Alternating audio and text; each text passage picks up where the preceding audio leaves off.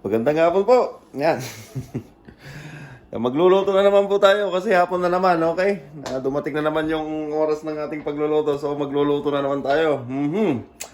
So, nakita niyo po yung lulutuin natin? Sitaw. Yan, sitaw. Yan po yung bawang sibuyas, okay? So, haluan po natin yan ng naghalu-halungkat po ako sa ref. May nakita po akong mga kwan doon. Yan.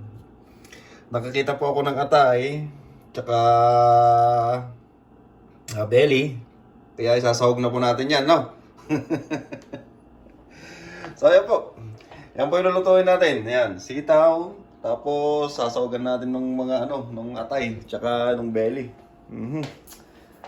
Para-paraan na lang yan para mabuhay. Okay, so hiwa-hiwain ko lang po muna yung mga yan. And then, okay, babalikan po natin. Alright? Okay po. Okay, so balik po tayo. Yan, nahiwayo ko na po yung ating belly. And then, yun na po yung atay natin. At yan na po yung sitaw, yung ating bawang at sibuyas. And then, naghiwalay po ako dito ng taba. Tsaka, at yung taba ng belly. At yun po pagmamantikain natin. Para po sa panggigisa natin. At ito po pala, hindi ko na ito isasama kasi masyadong madami. Ang gagawin ko po dito, ko na lang. Ipiprito ko na lang. At titimplahan na lang ng kalamansi tsaka sibuyas. Kalamansi, sibuyas, whatever. Kaya toyo siguro. Okay, sige po. Yan. So, ang gawin po natin is ilagay na po natin yung ating mga taba-taba dito. Yan. Yan. Okay. Ilagay na po natin yan. At ayan lang po natin na uminit. Tapos magmantika. Ano po? Yan. At dito naman po sa kabila. Ayan. Painitin ko na rin po yung mantika. At ipiprito ko na rin po yung ibang mga atay. Kasi masyadong madami. O sige po, balikan po natin ulit mamaya pag nagmantika na siya. Okay? O balikan po natin yung natin. Nagmamantika natin. So ayan. Okay na, nag-produce na po siya ng mantika na pwede natin gamitin. Okay. So, lagyan na po natin yung ating bawang sibuyas. Alright. Kaya lamang po natin siya dyan na mag-isa-gisa. Okay po ba? Yan. Isa lang tayo. Mag-adobo po tayo ng adobong mekos-mekos. Adobong halo-halo. Okay, so antay lamang po natin na mag-isa yung ating sibuyas. Sitten, balikan po natin, alright? Okay, so ayan po, nagisa na po yung ating bawang at sibuyas. Then, gagawin po natin is ilagay na po natin ang ating mga atay at belly. Okay.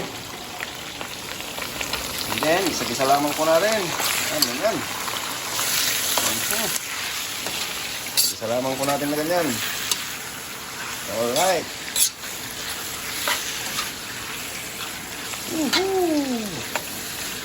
Okay, approve.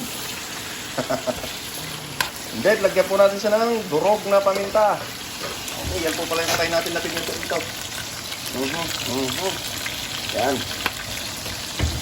Ipunta na lang po natin yan ng sibuyas, kalamansi, tsaka toyo. Yan.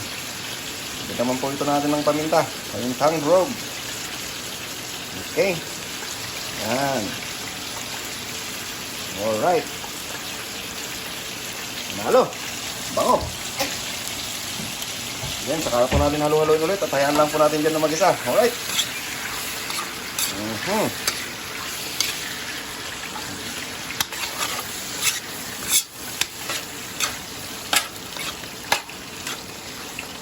Okay. So, yan lang po muna natin dyan. Dito po sa mag-isa po siya. Okay. Alright. Balikan po ulit natin. Okay. So, ayan po. No? Wala nang mga pula-pula. Wala nang mga buhay na dugo. Yan. So, ibig sabihin po yan, nag-isa na. Okay. So, ang gawin po natin, lagyan po natin ng tubig. Yan. Lagyan po muna natin ng tubig para po pampalambot ng kanyang mga ng ating belly. Okay. Then, hayaan lang po muna natin dyan. Kumulo ng kumulo. Doon po sa mag-reduce yung sabaw niya. at lumambot po yung ating mga karne. Okay. Ano po natin yung mga nasa gilid-gilid. Sinandyan po yung mga ibang mga lasa niya. Okay. So, ayan po. Ayan lamang po natin siya dyan na kumulo. Okay. Alright. Okay. So, ayan na po yung atay natin, no? Nahiwa-hiwa ko na yung iba. Luto na siya. Tapos na natin maprito. Then, pagkatapos niyan, titimplahan lang po natin yan.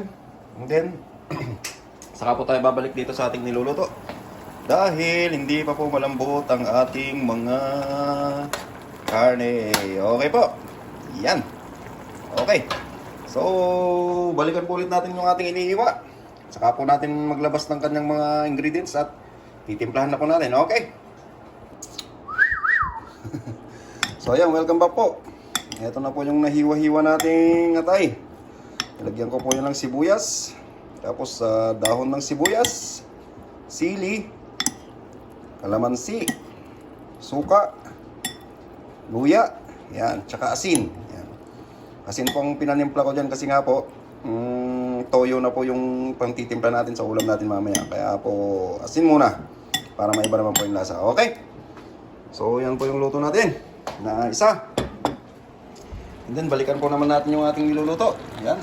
Malambot na po yung mga karne niya. So, ang gagawin po natin is ilalagay na po natin yung ating sitaw. Okay. And then, pagkalagay po ng ating sitaw, lagyan na po natin siya ng soy sauce. Yan. Lagyan na po natin ng soy sauce. Soy sauce, soy sauce. Okay. Kalagay po natin ng soy sauce. Lagyan na po natin yan ng suka. Okay. Pagkatapos, iskan na rin po natin yan ng magic. Magic. Yan. Okay. Pagkatapos, halo-halo lamang po natin. And then, antayin lamang po natin na maluto yung sitaw niya. And then, tapos na po tayo. Okay po ba? Yan. So, antayin lamang po natin na kumulo at maluto po yung sitaw niya. And then, tapos na po tayo. Okay? Balikan po ulit natin. Ayun. Last check na po tayo sa ating niluluto. Yan. Okay. Luto na po yung sitaw natin. Luto na rin po yung kanyang karne. So, luto na po ang ating adobong sitaw o adobo na may sitaw. Alright. So, yan po yung luto natin, no? Yan po yung luto nating adobo. Adobong sitaw o adobong may sitaw. Okay, so papatayin ko lang po. So, yan po yung luto natin ngayong gabi. Maraming salamat po sa inyong lahat sa mga patuloy niyong pagsubaybay sa ating video. At yan po yung isa nating luto, no? Yan, yung ating pong kilawin na atay. Okay, so hanggang dito na lang po muna ang ating video. Hanggang bukas po muli. Maraming salamat po sa inyo, okay?